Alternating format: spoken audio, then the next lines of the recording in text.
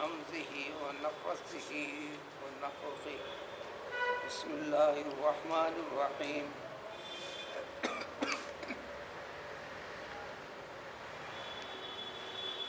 وقضينا إلى بني إسرائيل في الكتاب لتفسدن في الأرض مرتين ولتعلن علوا كبيرا.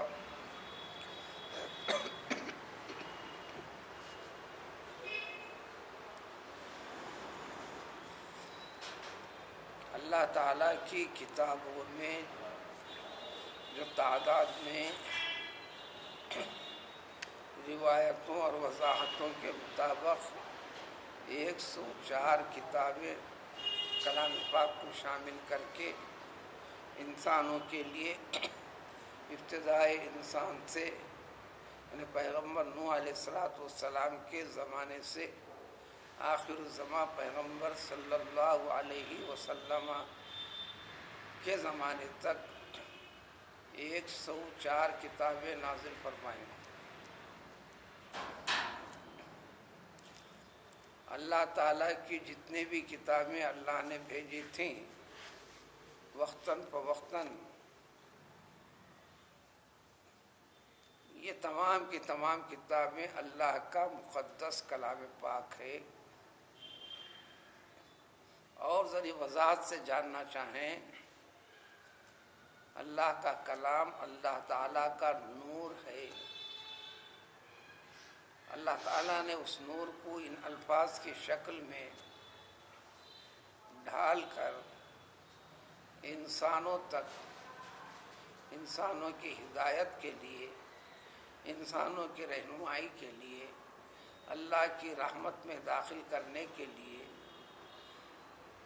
اللہ کے ساتھ بندوں کو جوڑنے اور بندے کو اللہ کے ساتھ جڑے رہنے کے لیے یہ نازل فرمائی. تو وہ اللہ تعالیٰ کا نور ہے. چنانچہ قرآن کو اللہ تعالیٰ نے ذکر اس کا نام قرار دیا، فرقان الحمید نام قرار دیا، قرآن نام قرار دیا، کتاب اللہ نام قرار دیا، نور قرار دیا. یہ سب کلام پاک کے نام ہیں. اسی لیے اس کا تقدس، ادب، احترام لازم، ضروری، واجب ہے ظاہری طور پر.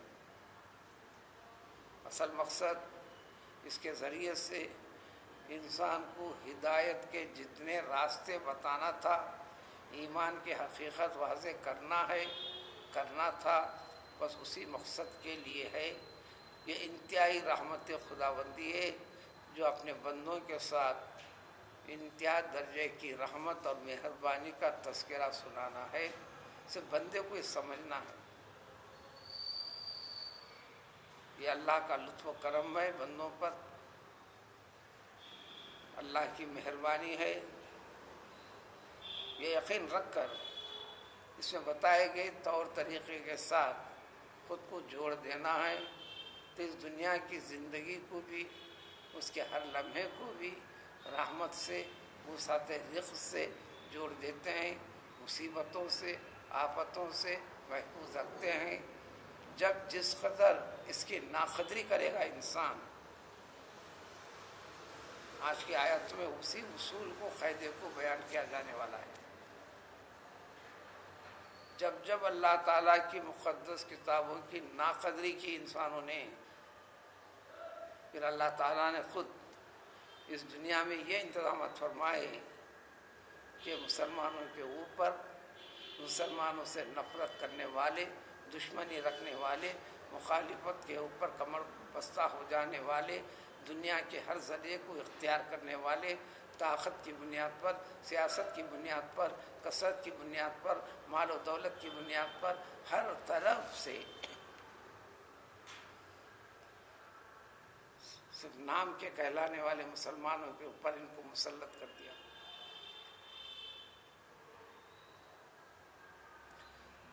یعنی اللہ تعالیٰ کا جو کام ہے، صفت ہے قہاریت کی، اپنی صفت یعنی اپنا کام قہر کا، غصے کا، غضب کا ظاہر کرنے کے لیے ایسے صورت میں اللہ نے اللہ کے نافرمان بندے جو اسلام سے، اللہ کی کتاب سے دور ہیں، انہیں کو اعلی کار بنا دیا، ذریعہ بنا دیا، جو مسلمانوں کی جماعتوں کو، افراد کی کثرت کو، ان کی جان کو، ان کے مال کو، ان کی اولاد کو دنیا اعتبار سے جس میں محبت میں گھرے ہوئے اللہ کے بتائے ہوئے طور طریقے سے زندگی کو جو ہٹا دیے ہیں، قہر نازل کرنے کے لیے انسانوں کو مسلط کر دیا۔ وہ کرنے والے جو مسلمان ہیں، جو لوگ ہیں، وہ اللہ کے دیندار نہیں ہیں، مگر یہ دین سے دعویٰ رکھتے ہوئے، اللہ کے کلام سے نسبت رکھتے ہوئے اس کے خلاف اپنی زندگی کو اس کے خلاف کر دیا، تو یہ اور برا ہوا انسان۔ اللہ کے کلام سے، اللہ کے دین سے جڑ کر پھر دینداری کا مظاہرہ نہیں کرنا یا ظاہر کرنا یا باطن کے اندر اس کے خلاف کرنا، تو یہ سب سے زیادہ غضب کا مستحق ہے۔ لہذا جس کے اوپر غضب ہے، جس پر ناراضگی اللہ تعالیٰ کی، انہی بندوں کو مسلط کر کے کر دیا۔ ساری کتابوں کا خلاصہ اس کلام پاک میں ذکر فرما کر اس آخر زمانے کے انسانوں کو بتا دیا۔ اب اس کے بعد اللہ کی یہ مہربانی ہوگی نہیں، یہ پھر کوئی کتاب نازل ہوگی، ایسا نہیں، کوئی رسول کو بھیجیں گے، ایسا نہیں۔ ہر قسم کا نمونہ پیش کر دیے، واقعے کے ذریعے سے، عذاب کے ذریعے سے، رحمت کے ذریعے سے، اللہ تعالیٰ کی تائید جن کے ذریعے سے پر کیا اس کے ذریعے سے، جن کے پر اللہ کا غضب نازل ہوا، کیوں نازل ہوا اس کے ذریعے سے۔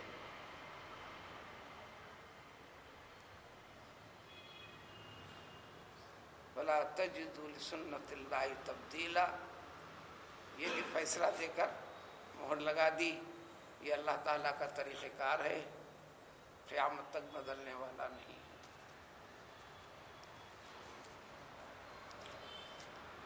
اس دور کے مسلمانوں میں بھی تبرک کے لیے، برکت کے لیے لانا رکھ لینا قرآن، اس کے پر اکتفا کر لیا۔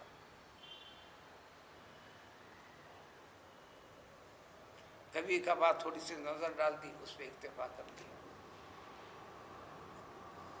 اس کے ذریعے سے کیا سمجھایا گیا، کیا بتایا گیا، کیا چاہتے رب، اس سے لینا دینا نہیں، اس سے دلچسپی نہیں۔ دنیاوی لذتیں، تفریحات والے عنوان سے کوئی بھی بیٹھک ہو، کوئی بھی اجلاس ہو، اتنا جمع غفیر اکٹھا ہونے لگا دلچسپی کے ساتھ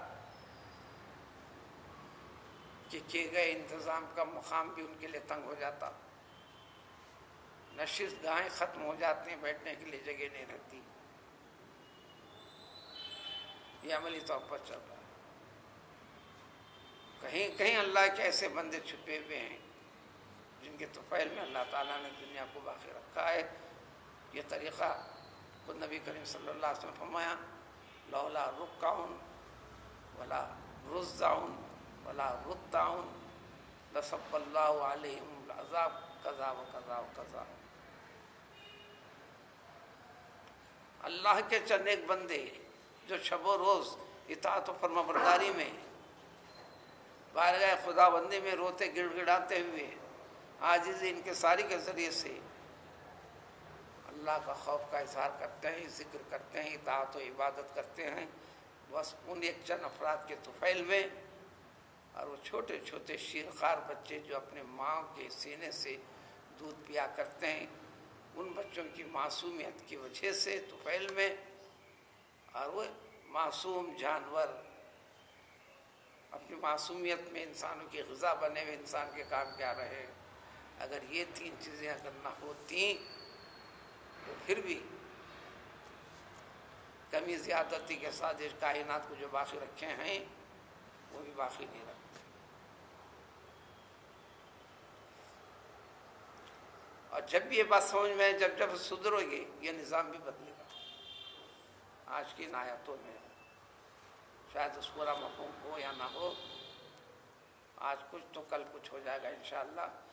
تو آج کا اس کا ذکر ہے تو ہر چیز کو ان کے ساتھ ذکر کیا گیا تھا، ہمارا لینا دینا کیا ہے ایسا نہیں سوچنا ہے۔ چنانچہ آج کی آیت میں اس کے ماحول میں ذکر تھا، ہم نے تورات مقدس کتاب یعنی قرآن مجید بنی اسرائیل کے لیے جس کا نام تورات ہے، یہ حقیقت بتلا دی گئی۔ توریت بولو، تورات کہو، ہبرو یعنی عبرانی زبان میں الکتاب یعنی کتاب اللہ۔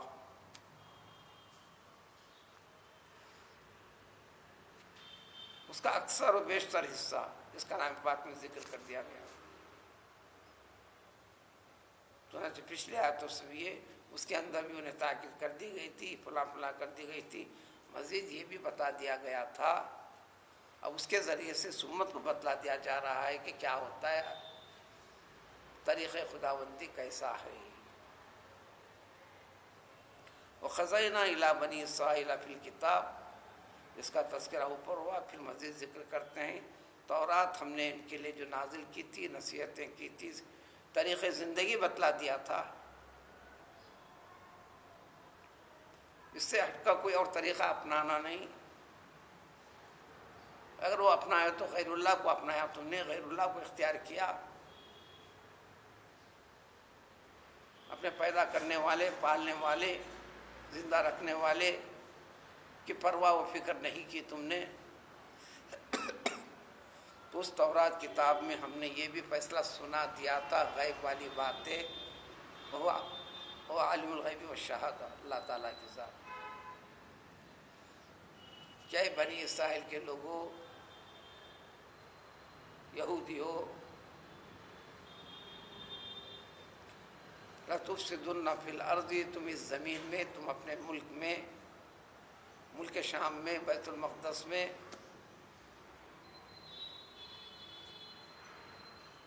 تمہاری کارستانی ایسی رہے گی کہ تم سارے کے اس میں فساد و بگاڑ پیدا کر دو گے، عمل کا، فکر کا، عقیدے کا، عملی زندگی کا، دنیا و دنیا داری کی چیزوں کو دین کے سائے میں، دین کے لبادے میں، اللہ تعالیٰ کی کتاب کی روح اصل مقصد کی پرواہ نہیں کرو گے، دنیا کی کثرت، دنیا کے عیش و آرام میں منہمک ہو جاؤ گے۔ ایسا 2 مرتبہ کا ذکر ہم سنا دیتے ہیں، پھر آخر میں ایسا جب جب ہوگا ہوتا رہے گا۔ یہ ذکر کر کر قیامت تک آنے والے ان مسلمانوں کو بھی کلام پاک سے دور رہنے والے کے لیے جب جب تم دور ہوں گے ایسی شکلیں تمہارے لیے پیدا ہوں گی، تم خرابی پیدا کرو گے عمل کی، چاہے غفلت کے ذریعے سے، سستی کے ذریعے سے، دنیائی زندگی میں منہمک ہو کر وغیرہ وغیرہ۔ 2 مرتبہ تو خاص طور ایسا ہوگا، بچا کیا ہوگی؟ وَلَتَعْلُنَّ عُلُوًّا كَبِيرًا۔ یہ احکام، یہ طریقے، یہ واعظ، یہ نصیحت، یہ تفصیلات، یہ وضاحتیں ہوں گی،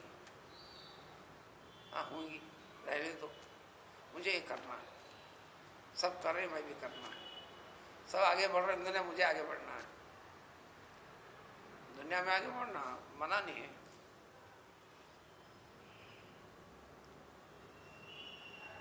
اچھے طریقے سے، بتائے گئے طریقے سے، اللہ نے کائنات کی ہر چیز بنائی انسان کے لیے،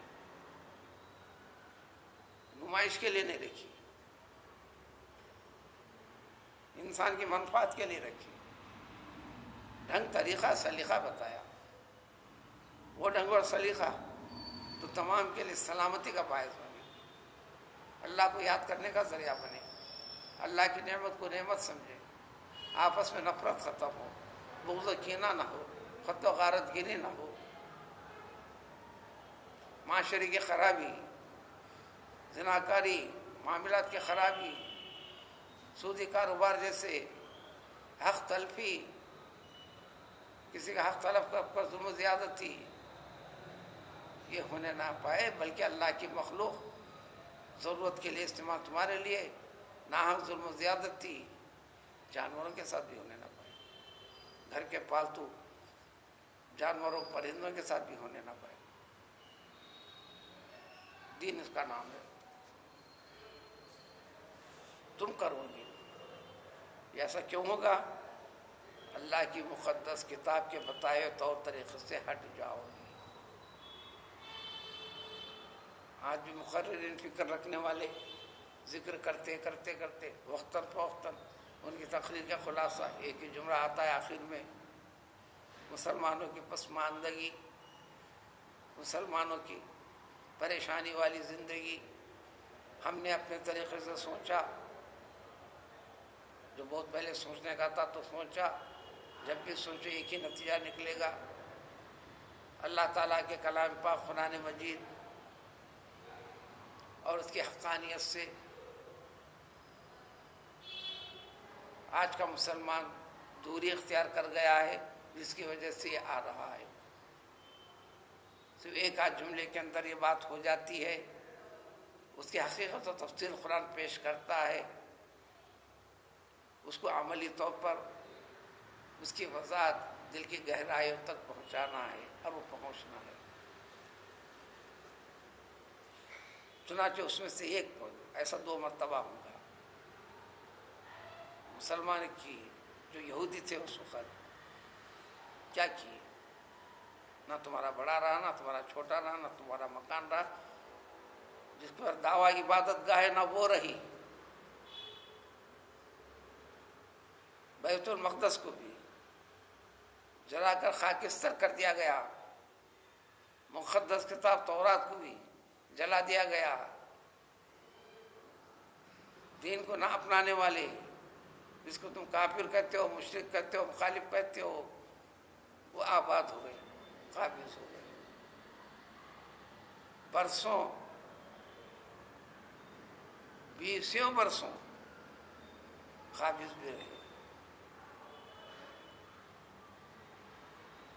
جب اللہ تعالیٰ نے پھر تمہاری خلت کو، تمہاری توبہ وغیرہ سے چند ایک کو باقی رکھا، پھر اس سے نسل کو آباد کیا، پھر دینداری کے پر قائم رہے، احکام خداوندی کو اپنایا، حقیقت کو جانا، خیر و برکت سے نسل بڑھائی، دنیا اچھی کی، دنیا میں طاقت بڑھائی، قوت عطا فرمائی، غلبہ دیا، پھر برسوں برسوں برسوں تمہارا نام روشن رہا۔ پھر دوبارہ سے حرکت کی تو پھر تمہارے ساتھ یہ ہوا۔ تو یہ اصول اور قاعدہ بتا دینا ہے، کیونکہ قیامت تک کے لیے تم نام دے دو لیکن اللہ کی مرضی کے سوا کچھ بھی نہیں ہو رہا۔ جو نفرت کرنے والا مسلط ہے، ظلم و زیادتی کرنے والے ہیں، اپنی کثرت کی بنیاد پر منمانی کرتے ہیں، وغیرہ وغیرہ، کچھ بھی کر لو، ان تمام چیزوں میں مصلحت حکمت خداوندی ہے۔ مقصد رہنے والے مسلمان کی مسلمانی کو سدھارنا ہے، سیدھا کرنا ہے۔ صرف نام اور دعویٰ یہ نہیں، اس کی زندگی کا ہر نمونہ، ہر چیز میں للہیت، اطاعت خداوندی ظاہر ہو۔ چنانچہ جب پہلا وعدہ 2 مرتبہ پہلا وقت آیا تو ہم نے کیا کیا؟ بعثنا علیکم عباد لنا، یعنی انسانوں میں سے وہ بھی تو ہمارے بندے ہیں۔ عام طور پر جب اللہ تعالیٰ بندے کہتے ہیں تو نیک بندے ہوتے ہیں، یہاں بندے خلقت کے اعتبار سے یہ بھی تو ہمارے پیدا کردہ بندے ہیں، اگرچہ کہ کافر ہیں، فلاں فلاں ہیں، اگرچہ کہ یہ کافر ہیں، فلاں فلاں ہیں۔ آہستہ پیار سے